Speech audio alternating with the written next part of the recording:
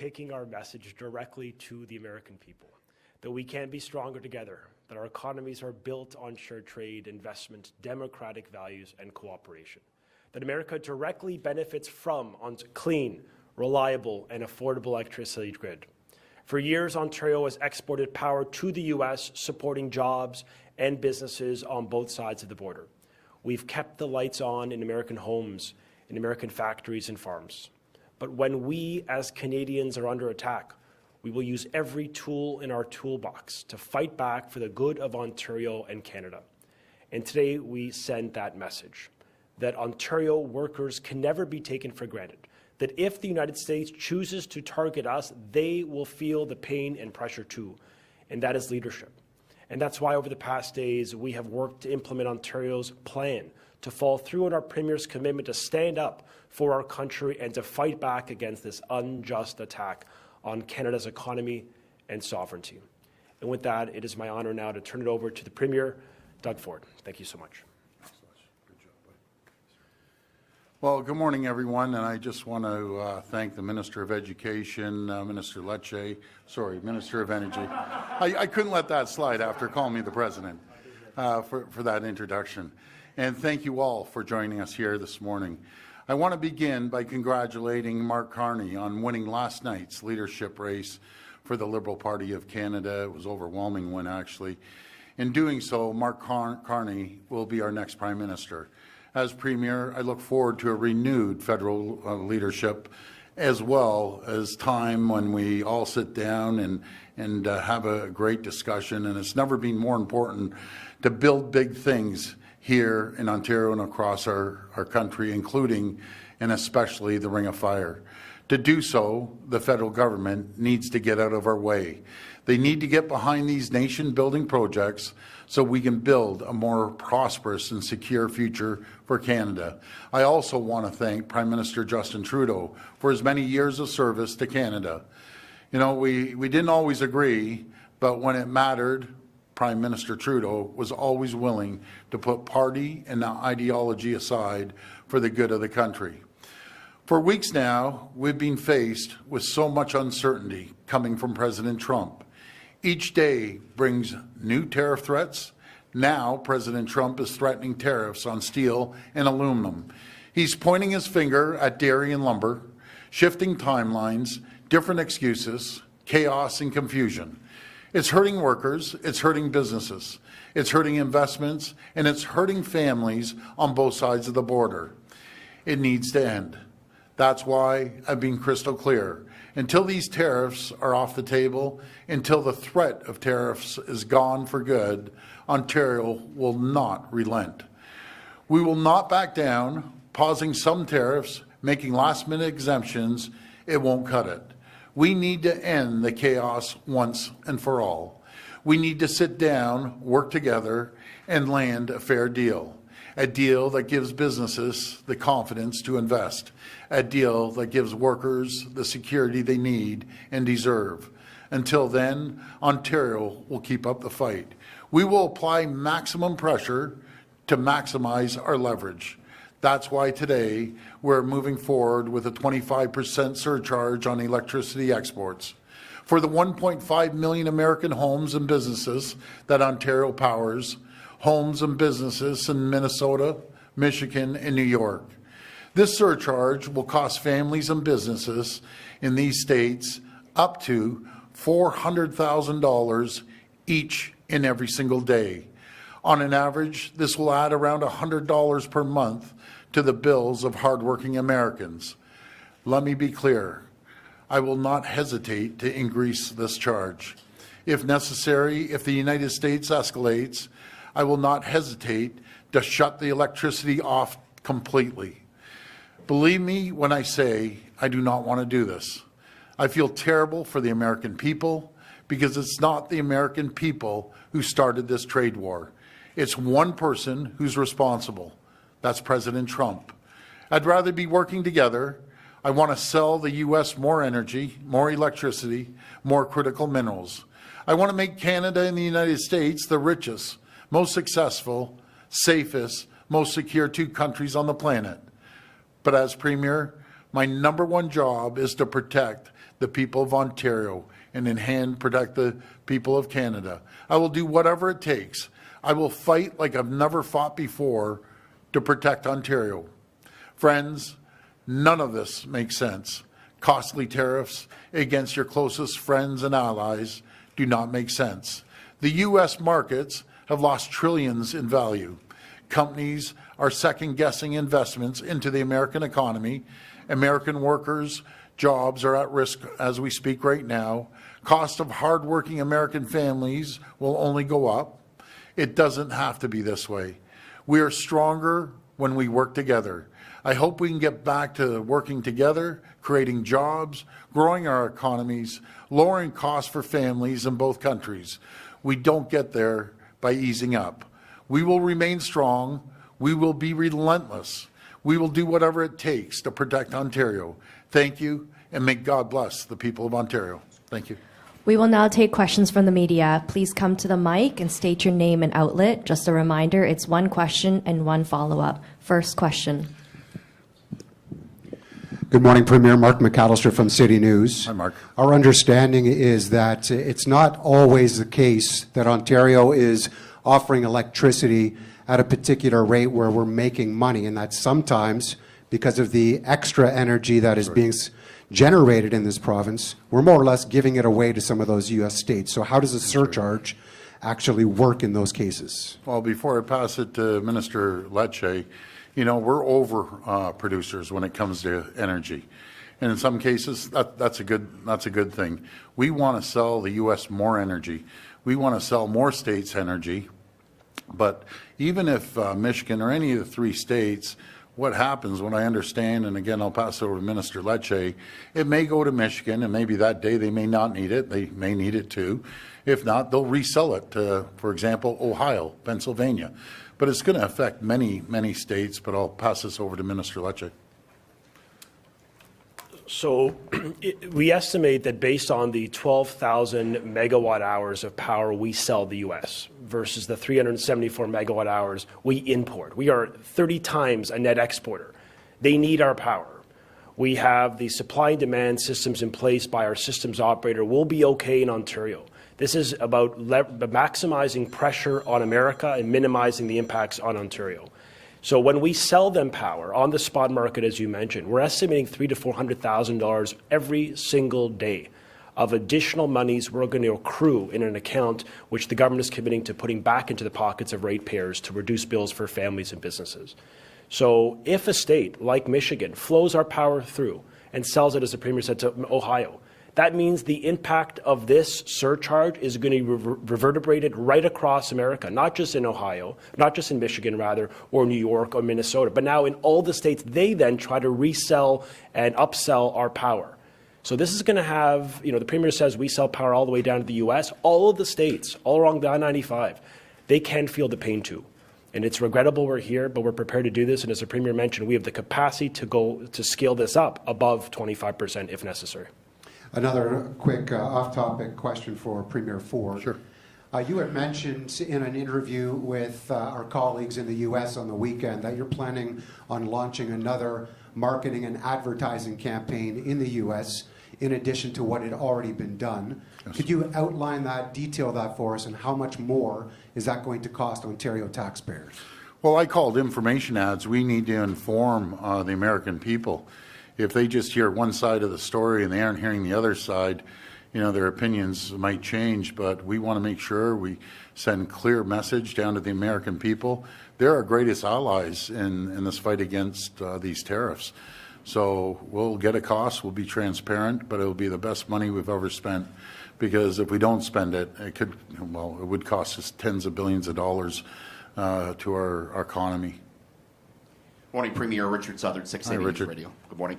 Your threat to potentially cut off electricity altogether, would that be on April 1st if Trump went ahead with additional tariffs? What would it take to get there, sir? Yeah, well, thanks for that question, Richard. Let's just see how this rolls out. You know, he changes his mind literally every single day. So I just wouldn't want to give you an exact date, but make no mistake about it. If he continues to attack our province, our country, taking jobs, families' paychecks, food off their table until they can't pay rent, I will do whatever it takes to maximize the pain against the American, and I hate saying Americans because it's not them, against President Trump. You know, so many Americans I speak to and the elected officials and even the 3 governors I've talked to recently, you know, I start off with apologizing we're in this position, that we have to do this. And they fully understand. They do not agree with President Trump. Republicans do not agree, at least the ones I speak to, do not agree with President Trump, but they're too scared to go out there and say it publicly. It's a shame. We have to put an end to this. On today's surcharge, you know, it's all well and good in the winter when we are exporting energy, but do we not need to import energy in the summer? And if there is some retaliatory tariffs, if this stretches on, is there concern about what this could cost Ontario come the summer months, sir? Well, we'll make sure we have enough energy for ourselves. That's the #1 priority. And we're going to continue expanding our energy capabilities here in Ontario. Hi, Premier. Barbara with QP Briefing. Hi, Barbara. So we did have an increase in the use of natural gas as a source of energy here in Ontario, and a big part of this natural gas do come from the States. So sort of following up on Richard's question here. So in doing what you're announcing today, in taxing the energy exports to the States, do we have a plan in case they respond to tariffs in the natural gas that comes to Ontario? Well, I think you're talking about Line 5 that starts in Alberta, comes through the U.S. and up through Michigan. Again, that's Canadian oil. You know, I'm very confident we have enough natural gas, and we're going to build on that. Do you know who's to be blamed for not having gas? All the elected officials for the last 20 years. They need to look in the mirror and ask, why didn't we build Energy East pipelines? Why didn't we go put another pipeline west? Why aren't we going north? This is where the federal government, no matter who gets elected, needs to look at national infrastructure projects that we'll never have to rely on anyone again in the world. I said that during the pandemic about the N95 masks and other items, and now we're self-sufficient. We can build anything here in Canada, and let's not be so reliant on the United States for our crude oil going down to the U.S. So now off the topic a little bit. So yesterday we had Mark Carney announced as the next Prime Minister, and you said as the Premier you're looking forward to renewed leadership in the federal level. I'm wondering when do you expect to see an election? Well, I'm guessing, and I'm only guessing. I hear anywhere from 10 to 15 days. They'll be going to the polls. I'm staying out of that election, but I do have some areas that we have to focus on. The Ring of Fire is a priority to keep us moving forward. We can't take 20 years and putting every assessment, every consultation in the world for 20 years and not get one shovel in the ground. So we need to make sure that any federal government, #1, gets out of our way, but also has funding towards that. The other big area that never went through legislation are the EV deals. We have one big one outstanding. We have our money up there, but it's Honda. You know, it's over a $15 billion deal, and the head person from Honda is flying in to make sure that whoever's in charge, the federal government, gets this deal done. It's a tax credit. I got to explain to the people. We're asking the federal government to give a tax credit, not a big chunk of money. And it's a very simple philosophy. You don't give the tax credit, all of a sudden the 4,200 people from Honda get up and leave, multiply that by 5, there's only 20,000 jobs at risk for a tax credit. So I will be all over all the leaders about making sure they commit to the tax credits, because look what we're up against. We're against President Trump, but will do everything he possibly can to attract these businesses down there. He'll do everything he can to get permits quicker for mining until they can be self-sufficient. We need to make sure we compete, and we need to have a wartime effort per se. And not military wartime, but economic wartime efforts. We can't be dilly-dallying around, taking 10, 15, 20 years to get permits. And we need to give certainty to companies like Honda and any other company that wants to invest in here that they will have a tax credit. Good morning, Premier. Fatima Syed with the Narwhal. On Friday, BC Premier Eby said he'll be working closely with Ontario and the federal government to develop a coordinated approach to energy export tariffs. Yes. Can you tell us what that coordinated approach looks like and what Ontario's role is? Well, first of all, I want to thank Premier Eby. I think they see income, if I remember correctly, about $1 billion. But it's not just Premier Eby. It's Wab Kinew, Premier Kinew, which is an absolute champion in Manitoba. We also have to look at Premier Legault. I have a call into him before I walked in. And then anyone else. I think New Brunswick ships some energy, Newfoundland. There's a whole bunch of us that ship energy down to the U.S., and we have to maximize it. And then we have to remember the 4.3 million barrels of oil that's coming from Alberta. As Premier Smith said on our comments, I think over the last couple of days, she has the trump card. Well, a message to Premier Smith, one day I think you might have to use that trump card and give approval for an export tax. Because you want to talk about a trump card, that will instantly change the game. Instantly, when the Americans, and I know the Americans, all of a sudden their gas prices go up 90 to $1 a gallon, they will lose their minds. So we need to at least put that in the window, but I don't direct any of the premiers, I don't direct any of the provinces, it's Team Canada, and that's going to be strictly up to Premier Smith to make that decision or not. And going back to a previous colleague's question, you mentioned that energy will be a priority and you want to reduce dependency on U.S. energy. The plans Ontario has proposed so far, that your government has proposed so far, are pretty time-consuming. Building nuclear facilities is going to take a long time. How do you plan to increase those efforts in the wake of all of this? Well, I'll hand it to Minister Lecce because he could probably condense it a lot quicker than I could, but we have a very, very strong plan, and I understand what you're saying, but it's not just nuclear, it's a multiple of different areas of energy, but I'll hand it over to Minister Lecce. The first priority the Premier instructed me to do as Minister is to make sure we increase generation. So we launched the largest competitive energy procurement in Canadian history, 7,500 megawatts of power. And that is the first step we enacted. The second is we've expanded hydroelectric fleets in the north and likewise in eastern Ontario, $2 billion investment to expand and really generate net new power. So we're using an all-the-above approach, leveraging every resource available to the government to ensure we have ample, affordable, clean power for the people of Ontario. And for the medium term, yes, we're looking at building net new nuclear, not just refurbishments that are being done on time and on budget at Darlington or Pickering, part of our intention there, but we're looking at a net new generator in Port Hope, up to 10,000 megawatts of clean power. Together, this will secure energy future, make sure we are not just sufficient for Ontario and Canada, that we can export more power as the Premier's vision has, as he's communicated to the people of Ontario. We actually want to sell more of it to the U.S. and change the approach of how we sell it so we could really monetize, maximize the revenues back to Ontario so we could reinvest it in our people and our business. Hi, Premier. Jeff Gray, Globe and Mail. Just wanted to address the question I think that somebody coming to this cold would ask, which would be, how can, in this titanic struggle involving billions and billions of dollars and President Trump and everything else, how could $400,000 a day make any difference at all? Oh, it makes a big difference. You should see the uproar about the alcohol. And, you know, you take, they're called kitchen table issues, and this really will affect citizens or residents, I should say, in Minnesota, New York, and Michigan. And it's the same as taking our alcohol off the shelves. You know, with the bourbon, it really caught the attention of the governor and also the senator, Mitch McConnell. I want to thank him.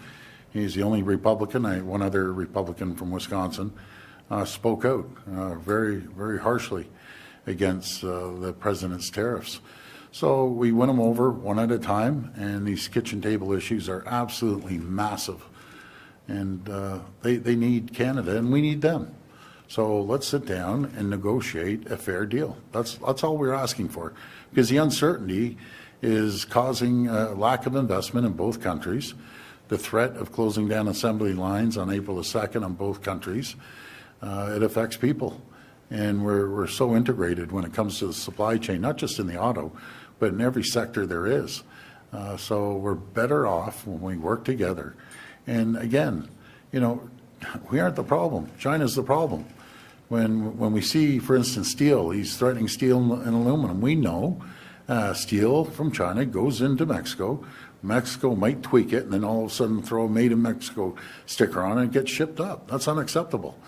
We need to make sure every project we use is Canadian steel, and preferably Ontario steel, but I know there's other steel producers in Canada. Either way, the $30 billion of procurement that we have, that's not including the $222 billion of infrastructure that we are doing over the next 10 years. So there's a lot of products coming up from the U.S. that has to stop immediately. And a question maybe for both of you, just if you could clarify why just 7 days ago your energy minister said that you needed legislation to do this, but now you found a way to do it with the minister's directive and the regulation. Thank you. Well, we talked to the OPS, the deputy minister, and Michelle DeManuel, and there's always a way to work around it, and they found it. So I want to thank them and for coming up with that. And we just need a regulation now. So good work to our ministries. John McGrath, TVO. The nuclear reactor that we're building at Darlington, the small modular reactor, is an American design. It's going to be dependent on American technical expertise and American fuel. Given the current context, are we discussing abandoning that design for a Canadian-made reactor? You're talking about General Electric and Hitachi. We're working in conjunction with them, with OPG. And this is a technology every governor and every senator and congresspeople wants to come up and take a look at our technology. That's the difference. We open our arms up, we open our doors up and say, come and take a look at what we're doing. We're leading the G7 on the small modular reactors anywhere in the entire world. And that's just gonna benefit us. So we look forward to continuing moving forward on the 4 small modular reactors, and we're going to continue building on that and sell it to the entire world. I know Minister Lecce, who was over in Poland, a few other countries, really selling our energy. We're leaders when it comes to nuclear energy around the world. But I'm going to hand it over to Minister Lecce again, and you can tell him about your trip over in Poland and other areas that they're quite interested. So keep in mind, our commitment with GE Hitachi is not just to build these in Ontario, but to ensure we leverage and maximize the Canadian and Ontario supply chain. And we'll be unveiling more in the days ahead about what that could look like. But expect a very high percentage of Ontario businesses to build out those SMRs. And we're proud to leverage that. And as the Premier mentioned, we're actually selling this tech not just into Europe, but even Tennessee Valley Authority, the largest public utility in America, is partnering with OPG, with Ontario. Like, we're leading in the G7, and the world is turning to Ontario to build out these small modular reactors so we could expand clean power, both in America and Europe and well beyond. So this is a huge value add for Canada. We're going to create thousands of jobs here at home, and we're really looking forward to seeing the first come in service in the G7 at Darlington around 2030-31. Similar question about Bruce Site C. Are you going to instruct Bruce Power to narrow its plans to ensure that they use a can-do design, or would they be allowed, for example, to pick a Westinghouse or an American reactor? For the refurbishment of Bruce, of course, they have can-do reactors. So over 90% of the supply chain is already leveraging Canadian. In fact, I believe it's close to 94% of every refurbishment uses Ontario and Canadian-made products supported by Canadian and Ontario skilled workers. So we have an incredible story to tell about making sure the supply chain is used, jobs benefit here in Ontario, and the money stays right here in the province of Ontario. Hi there, Lorenda Redikoff with CBC News. Is there a chance that these U.S. states find someone else to supply their electricity? Is that a possibility? I guess anything's a possibility, but they wouldn't be buying it off us if they could buy it off a U.S. state. We have to also build up our storage capacity, and we're working along with other provinces, be it Manitoba, which I always say Premier Canoe is an absolute champion, so is Premier Legault, and we're all working as Team Canada. So we're going to continue increasing our energy because we're going to need it. We're going to need it here in Ontario and to our neighbors. But wouldn't it be great if we get through this and we could sell more energy, more critical minerals to our U.S. friends and allies down there to make the AMCAN fortress even stronger? So that's what we're looking forward to working with our colleagues in the provinces and in the U.S. states. We have to get through this tariff threat. You talked about the tariff threats that are to come, dairy, lumber, aluminum. I know this is primarily federal, but what are you looking at going forward that you can do on a provincial level? Well, communicate. And if you ask the average American, do you know that you only produce 16% of the aluminum in the U.S. that you need? They wouldn't know that. Do they know that 50% of high-grade nickel that they use for their military and aerospace and other manufacturing comes from Ontario? They wouldn't know that either.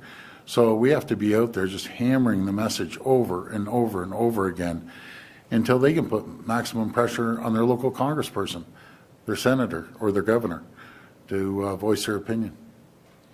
Good morning. So we've been told that it may be impossible for Ontario to cut off electricity supply to the U.S. Could you explain to us what it would take to get it done?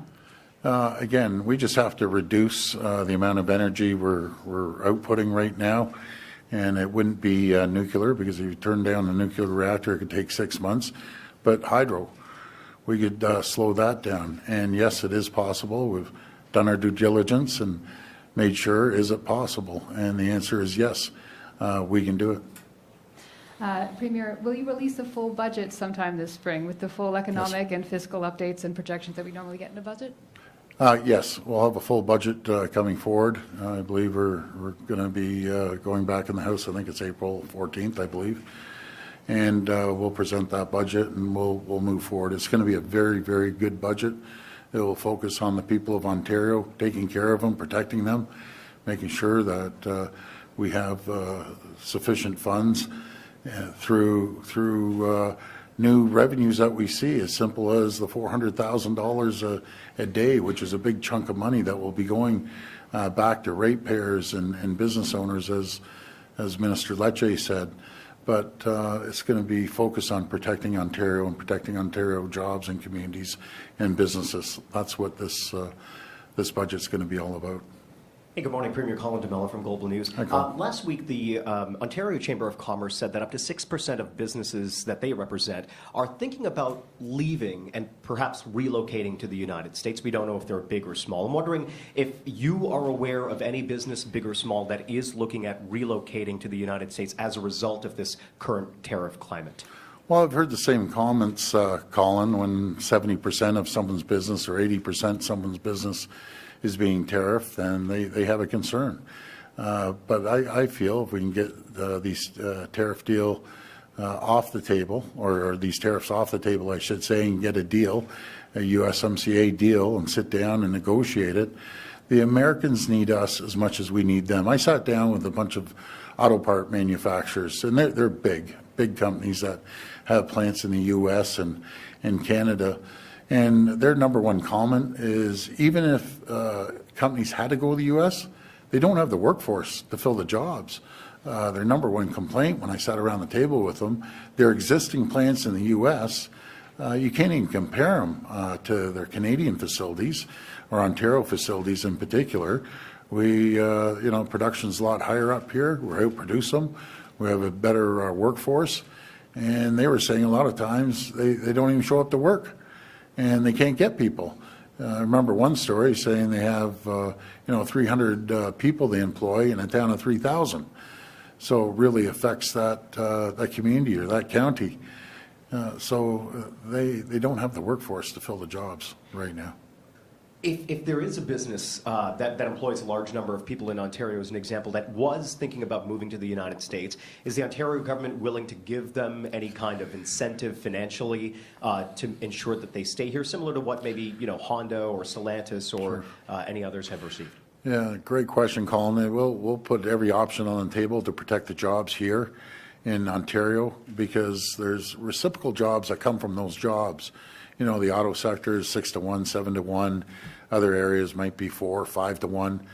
And we'll do whatever it takes to protect the people of Ontario and their jobs. I said before during the election, I won't spare any expense to make sure that we take care of the people of Ontario and the businesses here as we did during the pandemic.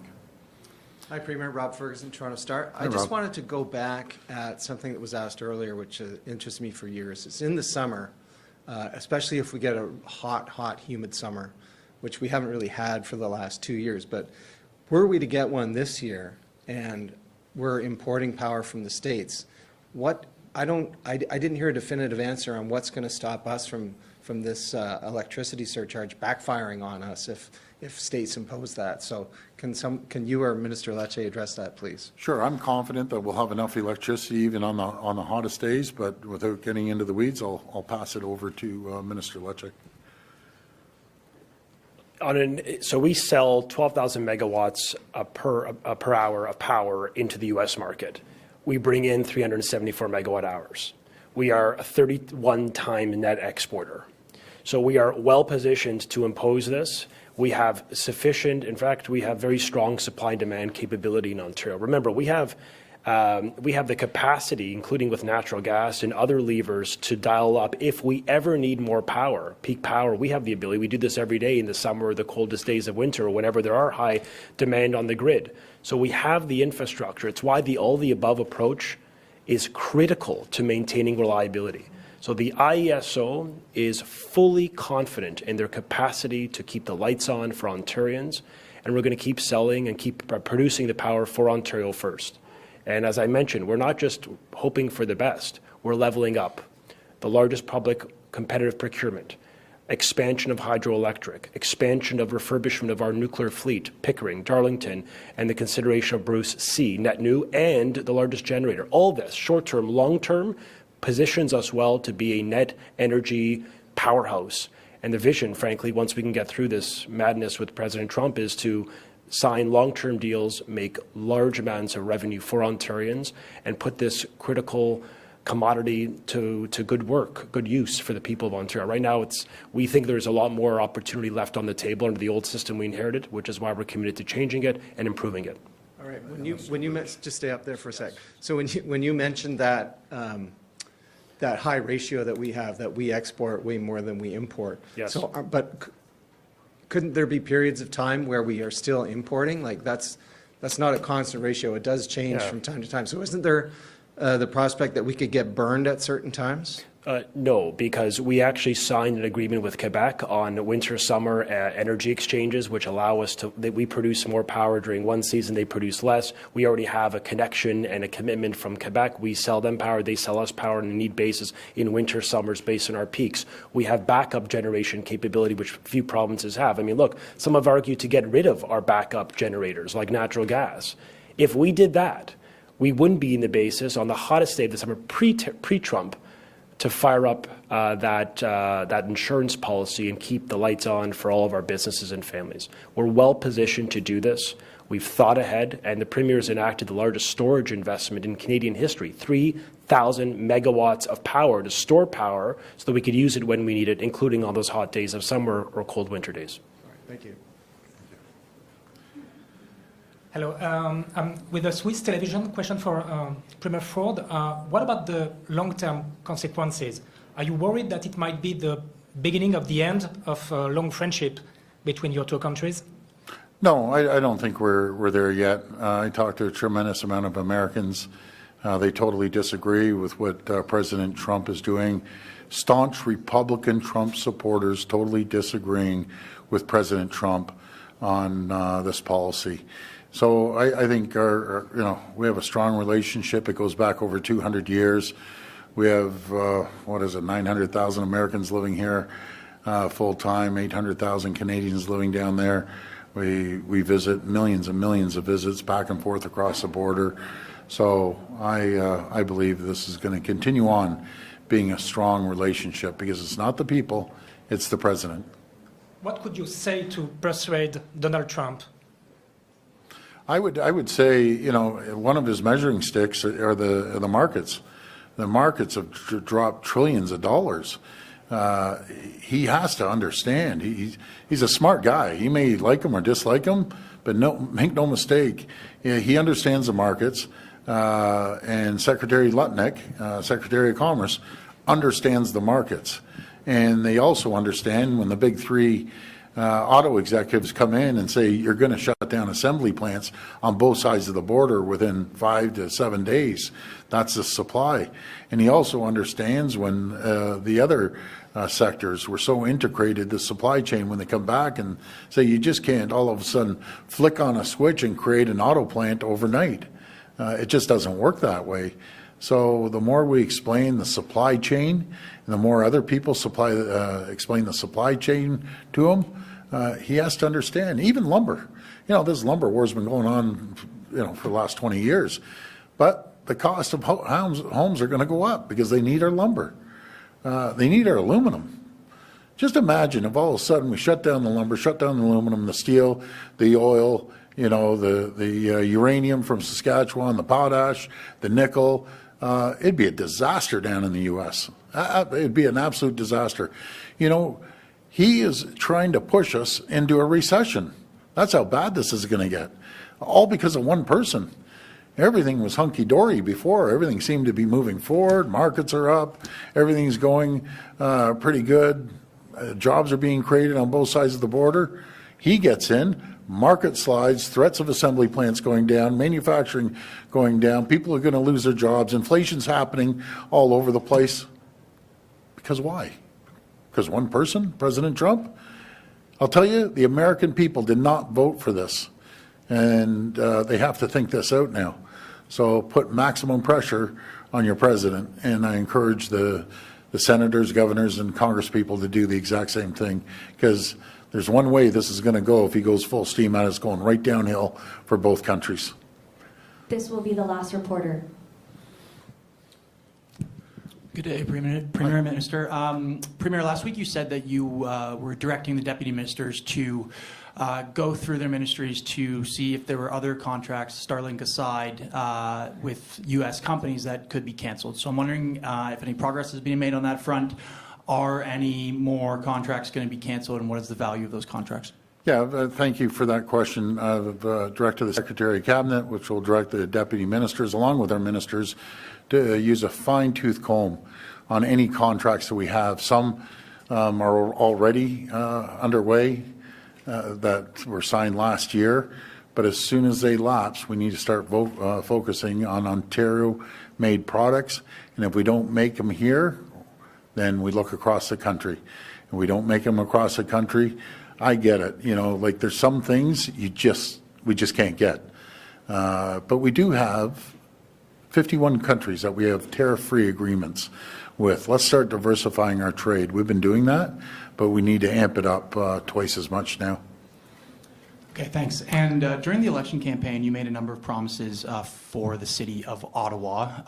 Voters there didn't exactly embrace those promises. Yeah. Your party didn't win a seat there. So I'm just wondering if your government will still go ahead with things like uploading the Ottawa LRT and the other promises you made for that city. Yeah, we did win a seat.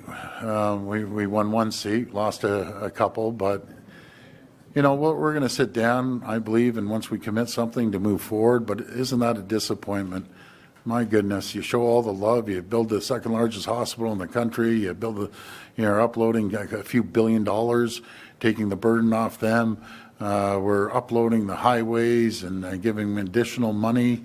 Not sure what they were thinking, but I'm a man of my word, and we're going to move forward on it. And hopefully the people of Ottawa will appreciate the hard work that we're going to put in and that we've put in for years supporting Ottawa.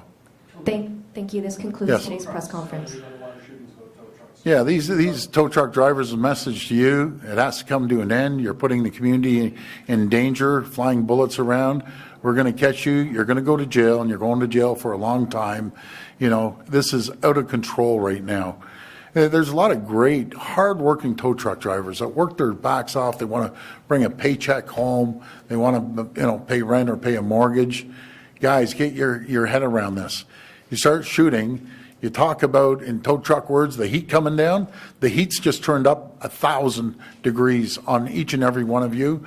I will spend anything I can to put an end to this, make sure we give the resources to the OPP and regional police to bring you guys down and bring you down quickly. And it's not all tow truck drivers. They're good, hardworking people, these tow truck drivers. There's a few bad apples, but those apples we're going to catch, and they're going into the slammer. So it has to stop immediately. Thank you, everyone. Thank you, and God bless. Thank you.